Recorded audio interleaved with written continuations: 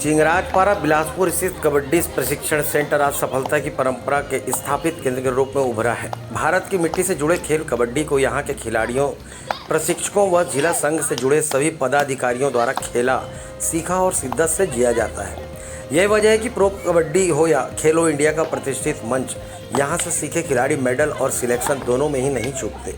आपको बता दें कि स्थानीय स्तर पर होने वाले मुकाबलों में वीर शिवाजी क्लब के जांबाज कबड्डी खिलाड़ी प्रतिवर्ष विजेता बनने की कड़ी में नए रिकॉर्ड्स जोड़ते हैं। इस बार के प्रो कबड्डी लीग ऑक्शन में बिलासपुर के संस्कार मिश्रा इसी प्रशिक्षण केंद्र से सीखकर ओपन नेशनल में अपने ताबड़तोड़ परफॉर्मेंस की बदौलत हरियाणा स्टीलर्स के दल में 9 लाख की बोली के साथ स्थान बनाने में कामयाब हुए हैं।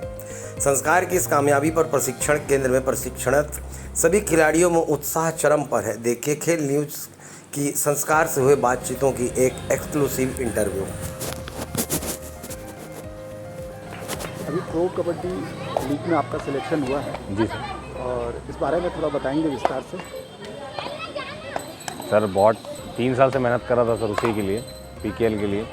मैं 6 साल से कबड्डी खेल रहा हूँ। उसके बाद 3 साल से मतलब प्रो कबड्डी के लिए प्रयास कर रहा था और इस साल तीसरे साल जो लास्ट साल था मेरा 23 साल में, तो लास्ट साल मतलब मेरा सिलेक्शन हुआ। हरियाणा स्टीलर्स की टीम में मनप्रीत कोच साहब ने लिया। और इसमें क्या प्राइस आपको अभी ऑफ़र किया गया है, क्या पे किया गया है इसमें? 9 लाख रुपए में सर साइन हुआ हूँ जी। 1 साल का कॉन्ट्रैक्ट है। ये मैचेस अपने इसके कब से स्टार्ट होंगे? सर अभी प्री कैंप का डेट आया, 1 तारीख को प्री कैंप है। उसके बाद फिर 18 अक्टूबर से कुछ है पीकेएल का डेट शायद में भी। अभी छत्तीसगढ़ से कुल कितने खिलाड़ियों का इसमें सिलेक्शन हो पाया? मैं तीसरे नंबर में हूँ सर। पहले नंबर में बिलासपुर हमारे ग्राउंड के ही हितेश पटेल भैया थे और दूसरे नंबर में हमारे बिलासपुर से ही दुर्गेश नेताम था और तीसरे नंबर के मैं संस्कार मिश्रा। इस साल आप अकेले खिलाड़ी हैं जो प्रीमियर लीग पे दिखेंगे? जी जी सर। और इस साल मेरे ख्याल से 3 और खिलाड़ी आपके साथ जिनका नाम गया था, जो शायद ट्रायल वगैरह दिए थे जी, तो उनका इस बार चयन नहीं हो पाया। 4 खिलाड़ी थे सर छत्तीसगढ़ से मेरे को लेके। 3 खिलाड़ी और मतलब सुरेंद्र कोरबा से, राजनांदगांव से मनीष सिंह और हमारे ग्राउंड से ही अजय मरावी, ये चारों का नाम था।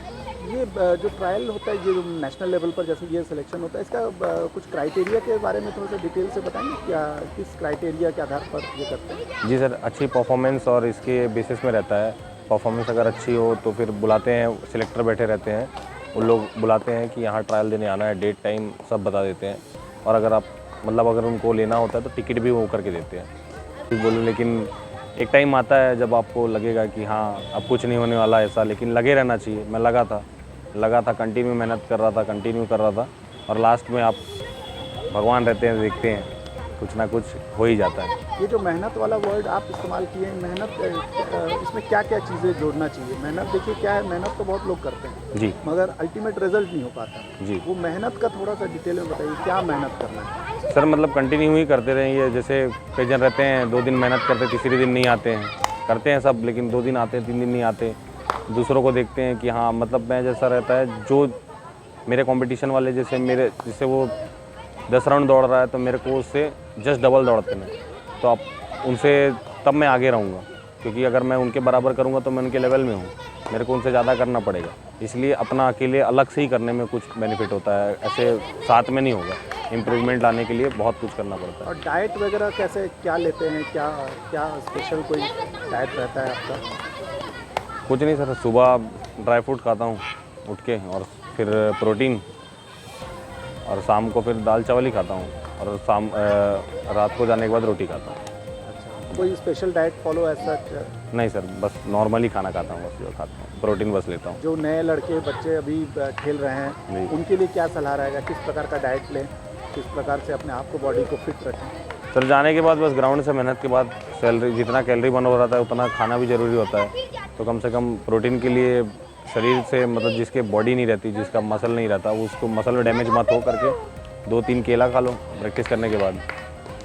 अभी आप जैसे मतलब एक प्रकार से, जैसे हम लोग खेल की दुनिया से हैं तो हम लोग जानते हैं आपके बारे में। जी सर। एक प्रकार की सेलिब्रिटी जैसा स्थिति आपके साथ में आज के समय पे है जी। कैसा महसूस कर रहे हैं, क्या लग रहा है? वैसे ही हूँ सर जैसा था पहले, मेरे घर वालों का क्या रिएक्शन है? घर वाले बहुत खुश हैं सर। सबसे बड़े मेरे कोच साहब दोनों, हेमंत सर और प्रदीप कोच साहब, दोनों के चक्कर में आज मैं यहाँ हूँ। आपके फादर पुलिस में है, मैं सुना हूँ। जी, नवीन मिश्रा गौरला थाने में अभी हैं। कैसा फील करते हैं पापा आपके? ठीक है सर, बहुत खुश हैं घर वाले तो सब, क्योंकि 3 साल से लगातार ही चल रहा था। और मेन ऐसा लगता है ना सर, बदनामी होने लगती है कि ये लड़का अच्छा खेलता है फिर भी नहीं हो रहा करके, मतलब घर वालों को भी प्रेशर, इसलिए बहुत टेंशन में था। रात भर नींद नहीं आ रही थी। अभी तो कम से कम सो पा रहा हूँ अच्छे से। और आगामी टूर्नामेंट के लिए अपने आप को किस तरीके से मेंटल प्रिपेयर कर रहे हैं? सर बस आप जो कोच साहब बोलेंगे वैसा करना है और अपना बेस्ट देना है, बेस्ट से बेस्ट। इंजरी से बच के रहना है, क्योंकि इंजरी बहुत होती है वहाँ, इसलिए इंजरी से बच के रहना है और पूरा अपना जितना मेरे से हो पाएगा, जितना भी दे पाऊँगा उतना बेस्ट दूँगा। आज के समय पे जो नेशनल पे जितने भी स्पोर्ट्स होते हैं उसके बहुत मायने बदल गए हैं और बहुत सारे टेक्निक, बहुत सारी चीज़ें इस्तेमाल होती हैं। तो आप एक साधारण शहर से यहाँ से निकल रहे हैं, अपने आप को कितना उस पर्टिकुलर माहौल के हिसाब से एडजस्ट करने में मतलब कंफर्टेबल फील करेंगे? क्या लगता है मेंटली आप कितने स्ट्रांग अपने आप को फील कर रहे हैं? सर मैं तो शहर के हिसाब से डल जाता हूँ, जैसा शहर वैसा मैं हो जाता हूँ। लेकिन ये है कि उनके साथ, उनके कोचिंग में मैं एक बार और भी मैं खेला हूँ टूर्नामेंट वहाँ से, इसलिए मेरे को पता है कोच साहब बहुत अच्छे हैं। वो पूरा मौका देंगे, हर चीज़ में मौका मिलेगा, रीडिंग से लेके हर जितना भी मेरी कमी होगी, जो भी मेरे अभी ग्राउंड में कमी है, भैया बहुत ही अच्छा, मेरे को पैर रखते नहीं आता था, मेरे को जो सिखाया मेरे कोच साहब ने सिखाया। लेकिन अब वहाँ जाने के बाद थोड़ा नेक्स्ट लेवल का ही वो दिया जाएगा कोचिंग, तो उसमें और वहाँ फिजियो भी रहते हैं, जैसे इंजरी होती है तो तुरंत ही इंजरी ठीक होने के लिए जिम करवाते हैं और प्लस 3 टाइम मेहनत होगा। यहाँ तो 2 टाइम ही कर रहा हूँ, 3 टाइम करता था सर, लेकिन अभी तो 2 टाइम ही कर रहा हूँ।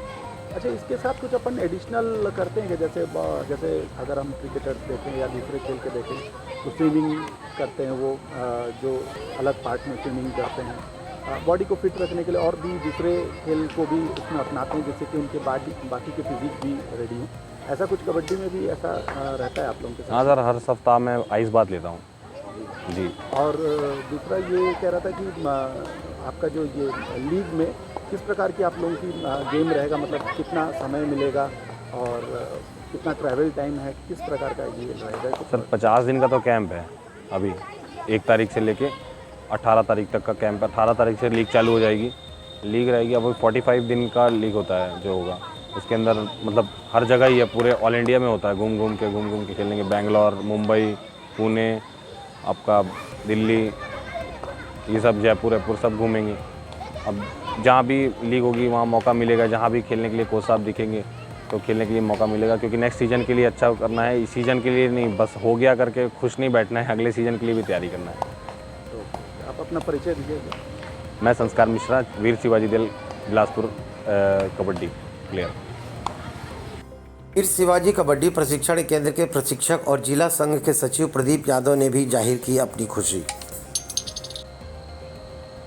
अभी आपके कबड्डी क्लब से संस्कार मिश्रा का कबड्डी प्रीमियर लीग में चयन हुआ है, कैसा महसूस कर रहे हैं एज ए कोच? आपके बच्चे अब इस लेवल पर, राष्ट्रीय लेवल पर खेलने जा रहे हैं, कैसा महसूस कर रहे हैं? बहुत अच्छा लग रहा है। मेहनत जो कर रहे हैं बच्चे, उनका फल मिल रहा है और इसके कारण और भी जो नए बच्चे हैं उनको एक प्रोत्साहन मिलेगा और वो भी बहुत मेहनत करेंगे।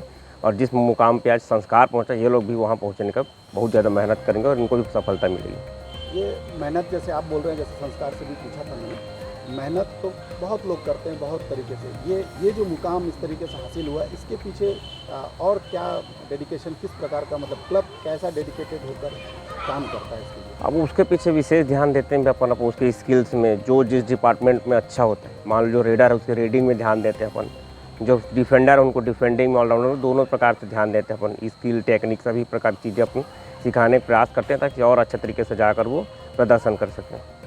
बच्चे बहुत सारे और भी बड़े खेल हैं जिस पर बहुत फोकस करते हैं, बच्चे जाते हैं उसे। अब जैसे हमारे यहाँ के बच्चों को इस लेवल पर एक मुकाम मिला है, वो अपना स्थान दिखा सकते हैं, टीवी पे आएंगे अपने बच्चे, तो इससे क्या लगता है कबड्डी का रुझान, लोगों का कबड्डी के प्रति रुझान बढ़ेगा? बढ़ेगा भैया, बहुत ज़्यादा बढ़ेगा, क्योंकि जब से प्रो कबड्डी चालू हुआ है कबड्डी का क्रेज बहुत ज़्यादा बढ़ गया है और लगातार ये तीसरा प्लेयर है हमारे ग्राउंड से जो यहाँ जाके परफॉर्म कर रहा है। कल तक कबड्डी को कौन देखता, आज के डेट में सबसे ज़्यादा लोकप्रिय TRP चैनल जो है टूर्नामेंट जो होता है उसमें प्रो कबड्डी शामिल है।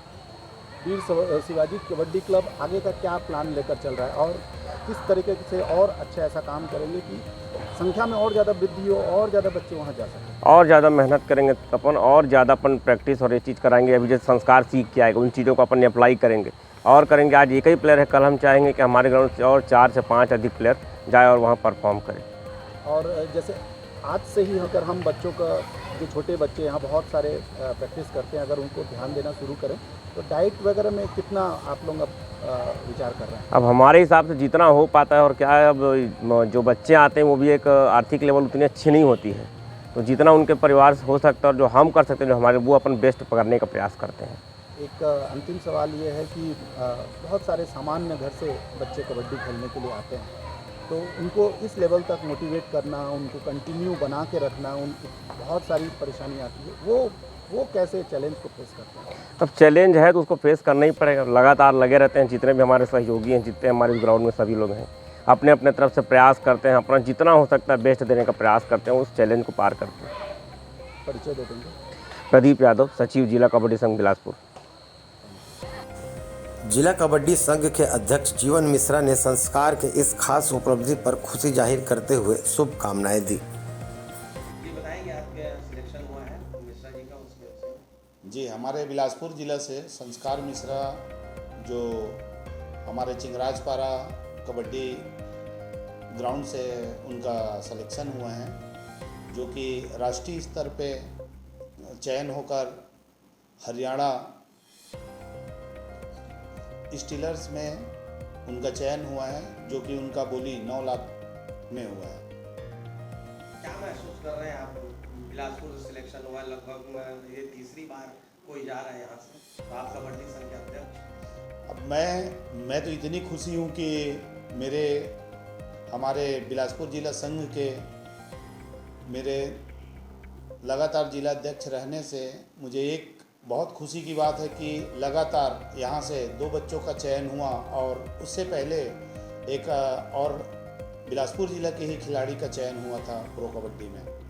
तो एक अलग ही खुशी होता है कि अपने घर के बच्चे, जिसको हम रात दिन प्रैक्टिस करा रहे हैं, ऐसे बच्चे अगर कहीं जाकर राष्ट्रीय स्तर में अपना प्रदर्शन करते हैं तो हमारे जिला कबड्डी संघ ही नहीं, सारे खेल डिपार्टमेंट को एक गौरव महसूस होता है। और आज मुझे भी उतना ही खुशी हो रहा है जितना संस्कार के माता पिता और गुरुजन को हो रहा है, उतना मुझे भी आज खुशी है कि हमारे चिंगराजपारा कबड्डी प्ले ग्राउंड से हमारे आदरणीय गुरुजी हेमंत यादव जी, अवध राम चंद्राकर जी, प्रदीप यादव जी जैसे जो नित दिन बचपन से उनको प्रशिक्षण, यानी कि हमारे जो कबड्डी संघ है उसके देख रेख में पूरी तरह से संस्कार मिश्रा का परवरिश हुआ, और खेल में ऐसे परवरिश हुआ कि आज नतीजा आप सबके सामने है कि हमारे छोटे भाई और हमारे एक होनहार खिलाड़ी जो